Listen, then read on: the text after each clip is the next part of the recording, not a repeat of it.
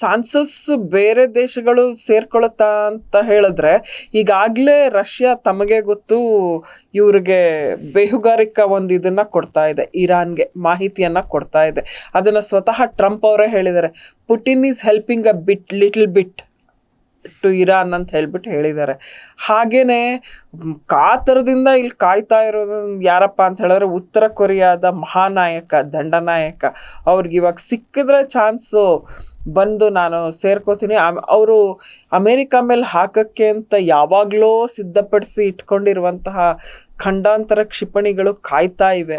ಅದ್ರ ಜೊತೆಗೆ ಐರೋಪ್ಯ ಒಕ್ಕೂಟಕ್ಕೆ ಇಷ್ಟ ಇಲ್ಲ. ಇಟಾಲಿ ಪ್ರಧಾನಿ ಅವರು ಈಗ ಇತ್ತೀಚೆಗೆ ಹೇಳಿಕೆ ಕೊಟ್ಟಿದ್ದಾರೆ. ಏನಪ್ಪಾ ಅಂತ ಹೇಳಿದ್ರೆ, ಮಧ್ಯಪ್ರಾಚ್ಯದಲ್ಲಿ ನಡೀತಿರುವಂತಹ ಒಂದು ಯುದ್ಧ ಏನಿದೆ, ಅಮೆರಿಕ ಮತ್ತು ಇಸ್ರೇಲ್ ಇರಾನ್ ಮೇಲೆ ಮಾಡಿರುವಂತಹ ಒಂದು ದಾಳಿ ಇದೆಯಲ್ಲ, ಇದು ಅಂತಾರಾಷ್ಟ್ರೀಯ ಕಾನೂನಿನ ಉಲ್ಲಂಘನೆ ಆಗಿದ್ದು, ಇದಕ್ಕೆ ಯಾರೂ ಇವ್ರಿಗೆ ಹೊಣೆಗಾರಿಕೆಯನ್ನು ಕೊಡೋದೇ ಇಲ್ವಾ, ಇದು ತುಂಬ ತಪ್ಪು, ಇವರು ವಿಶ್ವಸಂಸ್ಥೆಯನ್ನು ಗಣನೆಗೆ ತಗೊಂಡಿಲ್ಲ ಅಂಥೇಳಿ ಅವರು ಸರಿಯಾಗಿ ಹಿಗ್ಗಾಮೊಗ್ಗ ಕ್ಲಾಸ್ ತಗೊಂಡಿರೋದು ಅಷ್ಟೇ ಅಲ್ಲ, ಅವ್ರು ಒಂದೇ ಮಾತು ಹೇಳಿದ್ದಾರೆ, ಮಧ್ಯಪ್ರಾಚ್ಯದಲ್ಲಿರುವ ನಮ್ಮ ಇಟಲಿಯ ನೆಲೆಗಳಿಂದ ನಾವು ನಮ್ಮ ಒಂದು ಸೈನಿಕರನ್ನ ಎಲ್ಲ ವಾಪಸ್ ಕರ್ಕೋತೀವಿ ಅಂತ ಹೇಳಿಬಿಟ್ಟು.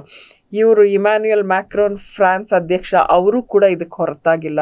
ಹಾಗೆ UK ಸುಮ್ಮನೆ ಒಲ್ಲದ ಮನಸ್ಸಿನಿಂದ ಸ್ವಲ್ಪ ಮಟ್ಟಿಗಷ್ಟೇ ಇವ್ರಿಗೆ ಸಪೋರ್ಟ್ ಮಾಡ್ತೀವಿ ಅಂತ ಹೇಳಿದ್ರೆ, ಸೈಪ್ರಸ್ನಲ್ಲಿರುವ ತನ್ನ ಒಂದು ಮಿಲಿಟರಿ ಬೇಸ್ ಏನಿದೆ ಅಲ್ಲಿಂದ ಇವರು ವಾಯುದಾಳಿ ನಡೆಸಲಿಕ್ಕೆ ಇವರು ವಿಮಾನಗಳನ್ನು ಹಾರಿಸ್ಬೋದು ಅಂತ ಹೇಳಿ ಅಮೆರಿಕಾಗೆ ಒಂದು ಅವಕಾಶ ಕೊಟ್ಟಿದ್ದಾರೆ. ಅಷ್ಟು ಬಿಟ್ಟರೆ ನೇರವಾಗಿ ಯಾರೂ ಇವ್ರ ಜೊತೆಗೆ, ಅಮೆರಿಕ ಮತ್ತು ಇಸ್ರೇಲ್ ಜೊತೆಗೆ ಯುದ್ಧಕ್ಕೆ ಇಳಿದಿಲ್ಲ. ಆದರೆ ಉತ್ತರ ಕೊರಿಯಾ ಜಪಾನ್ ಮೇಲೆ ಶುರು ಮಾಡಿಕೊಂಡಿದೆ, ಇದು ಒಂದು. ಹಾಗೆಯೇ ಚೈನಾ ಟೈವಾನ್ ಮೇಲೆ ಶುರು ಮಾಡಿದೆ. ಒಂಥರ ಇವೆಲ್ಲ ಹೊಂಚಿ ಹಾಕಿ ಕಾಯ್ತಾ ಇದ್ರು ಒಂದು ಸೂಕ್ತ ಸಂದರ್ಭಕ್ಕಾಗಿ.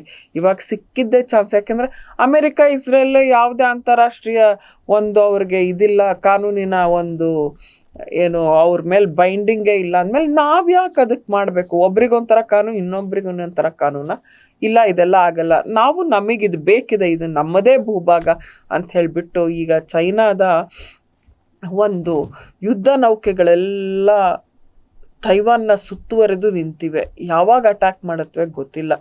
ಭಾಳ ಒಂಥರ ಸೂಕ್ಷ್ಮ ಸಂದರ್ಭ ಇವಾಗ ಇಷ್ಟು ದಿವಸ ನಾವು ಬರೀ ಗಲ್ಫ್ನಿಂದ ನಮ್ಮ ತೈಲ ನೌಕೆಗಳು ಬರಬೇಕು ಅಂತಿದ್ವಿ, ಇನ್ನು ಆ ಕಡೆಯಿಂದ ಬರೋವು ಏನಾಗುತ್ತೆ ಅಂತಲೂ ಗೊತ್ತಿಲ್ಲ. ತಮಗೆಲ್ಲ ತಿಳಿದಿರೋ ಹಾಗೆ 28 ಫೆಬ್ರವರಿಯ ಪ್ರಥಮ ದಾಳಿಯ ಸಂದರ್ಭದಲ್ಲೇ ಅಲಿ ಖಮೇನಿ ಅವರ ಹತ್ಯೆ ಆಗುತ್ತೆ. ಅದಾದಮೇಲೆ ಒಂದಷ್ಟು ಟೈಮ್ ತಗೊಂಡು ಗುರುವಾರ ದಿನ ಇವರು ಮುಜ್ತಬಾ ಖಮೇನಿ ಅವರನ್ನು ಉತ್ತರಾಧಿಕಾರಿ ಅಂತ ಹೇಳಿಬಿಟ್ಟು ಹೆಸರಿಸ್ತಾರೆ. ಆದರೆ ಆ ಮೊದಲ ದಿನ ದಾಳಿ ನಡೆದಾಗ ಅಲಿ ಖಮೇನಿ ಅವ್ರ ಜೊತೆಗೆ ಅವ್ರ ಪತ್ನಿ ಗಾಯಾಳುವಾಗಿದ್ದವರು, ಅವರು ಕೂಡ ಆಮೇಲೆ ತೀರ್ಕೊಳ್ತಾರೆ. ಅವರ ಮಗಳು, ಅವರ ಅಳಿಯ, ಅವರ ಮೊಮ್ಮಕ್ಕಳು ಎಲ್ಲ ತೀರ್ಕೊಂಡಿರ್ತಾರೆ. ಇದೇ ಒಂದು ದಾಳಿಯ ಘಟನೆಯಲ್ಲಿ ಮುಜ್ತಬಾ ಖಮೇನಿ ಅವರ ಕಾಲು ಕಳ್ಕೊಂಡಿರ್ತಾರೆ ಅವರು. ಆದರೆ ಅವ್ರಿಗೆ ತುಂಬ ಗಂಭೀರವಾಗಿ ಗಾಯಗಳಾಗಿದ್ರೂ ಅವರನ್ನು ಇವರು ಉತ್ತರಾಧಿಕಾರಿ ಅಂತ ಹೆಸರಿಸಿದ್ರು. ಇದು ಒಂದು ಸ್ಟ್ರಾಟಜಿ ಇರಬಹುದು. ಅಂದರೆ ಒಂದು ಗಾದೆ ಇದೆ, ಇಂಗ್ಲೀಷ್ನಲ್ಲಿ ಒಂದು ಮಾತಿದೆ, ಅದೇನೆಂದರೆ king is dead, long live the king ಅಂತ. King is dead, long live the, ಆ ಪರಂಪರೆ ಮುಂದುವರಿಯುತ್ತೆ ಅಂತ. ಸೊ ಇವರು ಅದೇ ಒಂದು ತಂತ್ರಗಾರಿಕೆಯನ್ನು ಇಟ್ಕೊಂಡು ಮುಜ್ತಬಾ ಹೆಸರನ್ನ ಹೇಳಿದ್ರು. ಆದರೆ ಮುಜ್ತಬಾ ಇದುವರೆಗೂ ಅವರ ಒಂದು ಸ್ಟೇಟ್ಮೆಂಟ್ ಖಂಡಿತ ಬಿಡುಗಡೆ ಆಗಿದೆ. ಆದರೆ ಆ ಸ್ಟೇಟ್ಮೆಂಟನ್ನು ಅವರು ಅಟ್ಲೀಸ್ಟ್ ವಾಯ್ಸ್ ನೋಟ್ ಕೊಡ್ಬೋದಿತ್ತು, ದೂರದರ್ಶನದಲ್ಲೇ ಆಗಲಿ. ಬೇರೆಯವ್ರು ಇದು ಮಾಡಿದ್ರೆ ಹೊರತು ಅವ್ರು ಮಾಡಿಲ್ಲ.